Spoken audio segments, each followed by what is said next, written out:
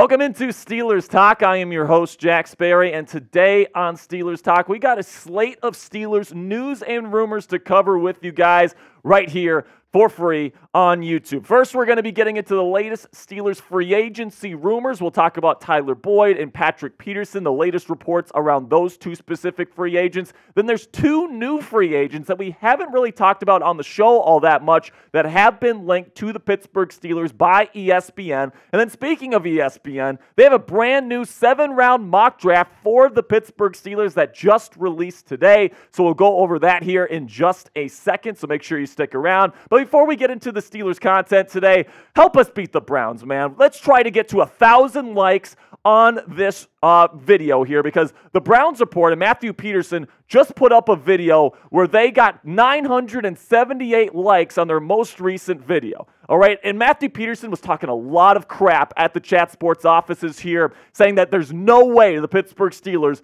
can break that record. This is what Matthew Peterson has had to say recently about the Steelers. Steelers fans are laughably dumb, thinking Russ and Fields are going to come save them. Just imagine how far the Browns would have made it last year if Watson stayed healthy. Talking about Deshaun Watson.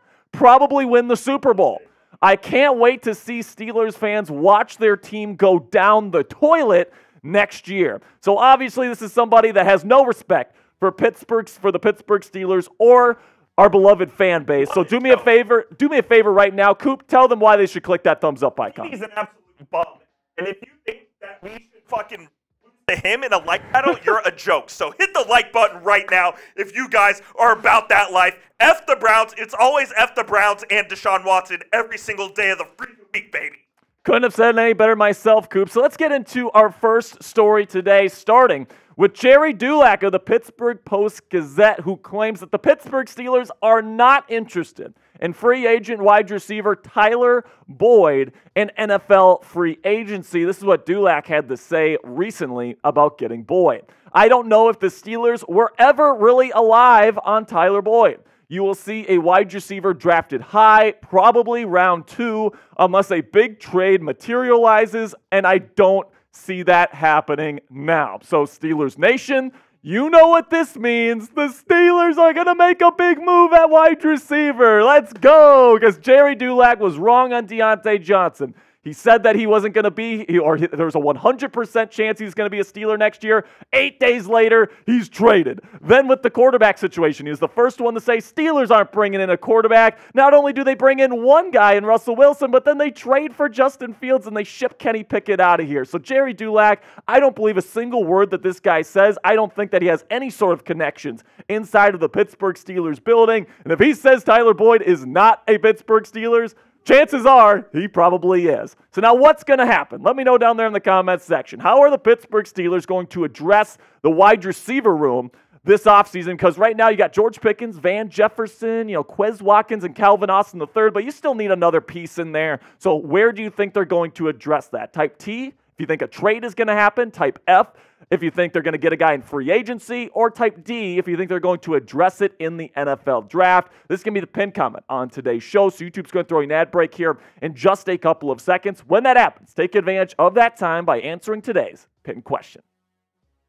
So now another report here is that the Steelers are looking to potentially reunite with Patrick Peterson after letting him loose earlier this offseason. Of course, his cap hit was going to be rather large if they would have kept him on the roster, so they ended up cutting him. But it seems like what Patrick Peterson is saying and now what the Steelers are saying, it seems like there's mutual interest to bring back the former #1 corner here in Pittsburgh to play next year. Now, I don't think he'd be playing as a corner, all right? They brought in Dante Jackson. They have Joey Porter Jr., and I do think they're going to get some more young talent in the draft at that position. I think that Patrick Peterson really lost his legs last year, really lost his speed, and where he played his best was at safety. So could he come back as like a backup rotational type safety alongside Minkah Fitzpatrick and Deshaun Elliott?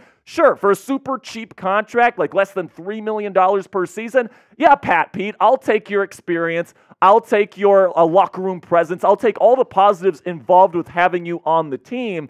But you're going to have to take a lesser role on the defense, probably just a rotational role as a safety. And then also you're going to have to play for a super cheap contract. If those are terms that Pat is willing to take, I'd love to have him back with the Pittsburgh Steelers. But if he wants a larger role, if he wants a larger contract, it's Audi 5000, my friend. I'm sorry, you're not going to be a Pittsburgh Steeler. Now, coming up here, 2 free agents that ESPN has linked to the Pittsburgh Steelers here in NFL free agency. Some pretty interesting names here. A couple guys we haven't talked a whole lot about on the show as of late. But before we get into that, let's have a word from our sponsor here at Game Time. And Game Time is the fastest and easiest way to buy tickets for all the sports, music, comedy, and theater in your area. Now, guys, I'm personally somebody that likes to get tickets last minute. I'll just be sitting here at my office here at Chat Sports, and I'll be like, you know what? I want to go to an NBA basketball game tonight or a concert with my girlfriend, Cassie. So all I do is I take out my Game Time app, I peruse their really easy-to-use interface, and then they have the lowest price guarantee, all right? So you get the lowest price. You don't have to shop around on all these different ticketing apps. And then if you're someone like me that likes to get tickets last minute, Game Time has flash deals right before the event, so you can get even lower price tickets the closer you wait to the event. It's absolutely fantastic, guys, and there's a reason why Game Time is the fastest growing ticketing app in the United States of America. Game Time is the only ticketing app that gives you complete peace of mind with your purchase. See the view from your seat before you buy, another great feature, so you know exactly what to expect when you arrive at the arena. Take the guesswork out of buying tickets with Game Time today. Download the Game Time app, create an account, and use code CHATSPORTS. That's one word, all caps, for $20 off your first purchase. Terms apply. Again, create an account and redeem code CHATSPORTS. One word, all caps, for $20 off. Download Game Time today. Last minute tickets, lowest price, guaranteed.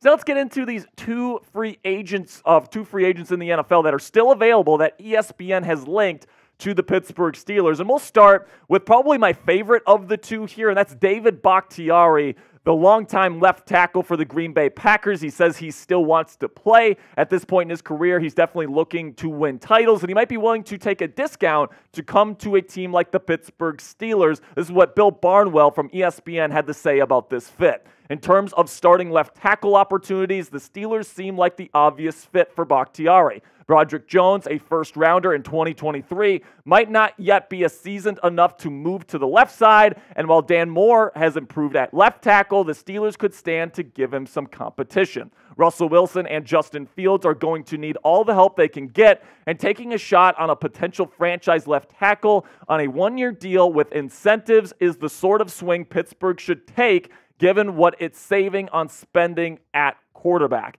So listen, man, I would love to bring in David Bakhtiari. Not only is Bakhtiari one of the best left tackles in football when healthy, but also it opens up the possibilities for the Steelers in the NFL draft. If you have Bakhtiari on your roster, maybe you don't have to feel like you have to take a tackle in the first round of the NFL draft, all right? It opens up your opportunities, and you could even afford to not take a tackle early if Bakhtiari is on your roster. And we already know Dan Moore Jr., if called upon, if David Bakhtiari gets hurt again, we know Moore has experience at left tackle with this football team, and he'd be a good swing tackle option on the last year of his contract. Now, the second player that ESPN connects to the Steelers, I like this one a lot less, is Hunter Renfrow, the slot wide receiver formerly with the Las Vegas Raiders. This is what Barnwell had to say about this potential fit.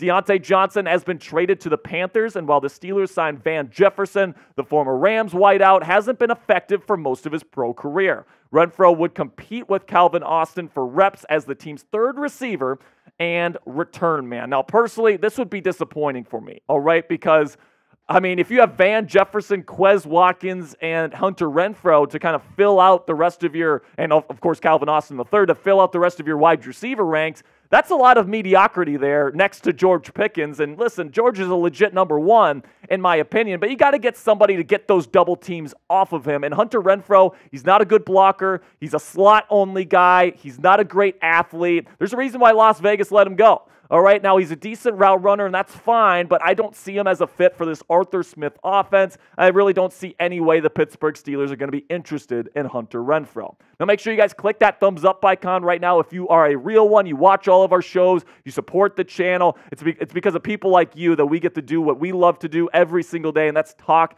Steelers football. So make sure you click that thumbs up icon to make this video the best it can be today.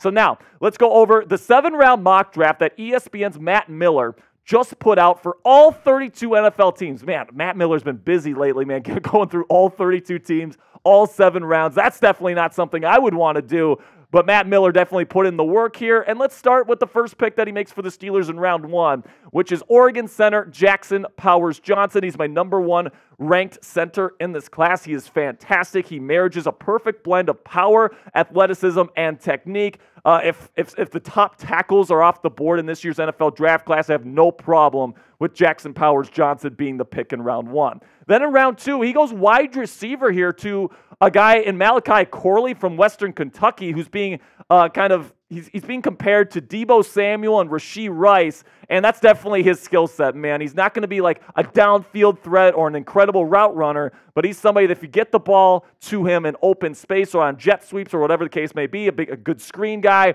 he's going to get those yards after the catches, and he's a big guy, strong guy, good run blocker. This makes sense for the Pittsburgh Steelers, and actually they have a top 30 visit planned with Malachi Corley right now, so this could actually happen as well. Then in round 3, Matt Miller gives the Steelers Christian Jones, right tackle out of Texas, and this one makes a lot of sense to me as well. I have a 3rd-round grade on Christian, a really good week at the Senior Bowl. He was one of the best, if not the best, in the one-on-ones all week long. And I think that he's a polished right tackle that's probably ready to play right away. So if you get him, you can move Broderick over to the left side. You can plug Christian in as the starting right tackle right away. And, some places have him going round 4, round 5. I actually think he's a round 3 type of guy, so I don't mind Miller taking him in round 3 here. Then with the second 3rd-round pick, Miller has the Steelers taking Renardo Green, cornerback out of Florida State. And you guys know, if you've been watching my mock drafts, that I've had Renardo to the Steelers multiple times in a number of my mock drafts to this point. Really good in press man coverage, a little bit undersized, but I think he would turn into a great running mate for Joey Porter Jr. as the number 2 corner in the years to come. Now listen, if these ended up being the 4 picks that the Steelers ended up starting their NFL draft with, I would be extremely happy, man. You're addressing offensive tackle, you're addressing center, you're addressing wide receiver, and you're addressing corner. Those are the 4 biggest needs on this football team that need to be addressed by the end of day 2, at least in my opinion. And Matt Miller definitely knocked all these out of the park, at least in my opinion. Then we get to the last 3 picks here, starting with the round 4 pick at number 119. And he's going to take Gabe Hall, defensive tackle out of Baylor. And I really like this pick as well. I think Gabe Hall is a really good interior pass rusher. I think he's somebody that could potentially become an every down starter for the Steelers. But if you get him in round 4, you're bringing him in to learn from guys like Cam Hayward and Larry Ogunjobi and kind of be a rotational piece and kind of take Armin Watts' spot on the defensive line rotation from last year. I think Gabe Hall is somebody with enough potential to take here in round 4. I think he's going to be a pretty decent pass rusher for you on the later downs and in pass rush situations next year. Then in round 6, he has the Steelers taking Edefuan Halufosio. I hope I'm saying that right. It's definitely a tongue twister there. But this guy, he's an older inside linebacker. He's undersized, but he is really good in coverage. He's played a lot of football. Of course, he's coming from a good pedigree there with the Washington Huskies. He had a really good combine performance, and I do think that here in round 6, this is something the Steelers will consider because there are some kind of undersized but good pass coverage linebackers available here on day 3 in this year's draft class that I think they're going to consider. I would say Edefuan is one of the guys that they will absolutely keep their eye on. Then also with another round 6 pick here, Matt Miller has the Steelers finishing up his mock draft for the black and gold by taking Colorado wide receiver Xavier Weaver. All right. And listen, this is a fine pick. At this point, the wide receivers that you're going to get are not at the same value as you're going to get in rounds 2 or 3. But listen, man, this team already picked up Malachi Corley. So I really do like this mock draft haul from Matt Miller. And honestly, with all the different Steelers mock drafts that I get presented with every single day, at the end of the day, man, this is one of the best that I've seen from, especially someone from a major media company, all right? You're addressing center, wide receiver, offensive tackle, and corner within the first 2 days of the draft. I think all those guys could be really good players in this league, and I have no qualms about that. And then you're getting a guy in round 4 in Gabe Hall who's going to be a contributor for you right away. And then Edifuan Olufoshio, man, that's going to be a tough one for me, man. But I really like him as a player, especially as a rotational inside linebacker. And then Xavier Worthy is a fine 6th-round wide receiver. So grade this mock from ESPN's Matt Miller, A, B, C, D, or F for me down there in the comment section. I'm going to give him an A. I mean, as these big name mock drafts go, I think that it's better than the guys like Daniel Jeremiah's and the Mel Kiper Jr.'s and the Field Yates', at least so far, because a lot of those guys don't really have a good grasp of what the Steelers need. I think that Matt Miller actually did a really good job at addressing what the Steelers need and how they're going to go about doing that. So make sure you guys click that subscribe button if you haven't already. I really do appreciate all of your support. That's going to be it for today's show. But again, make sure you click that subscribe button to never miss any of our free Steelers coverage all throughout the 2024 offseason.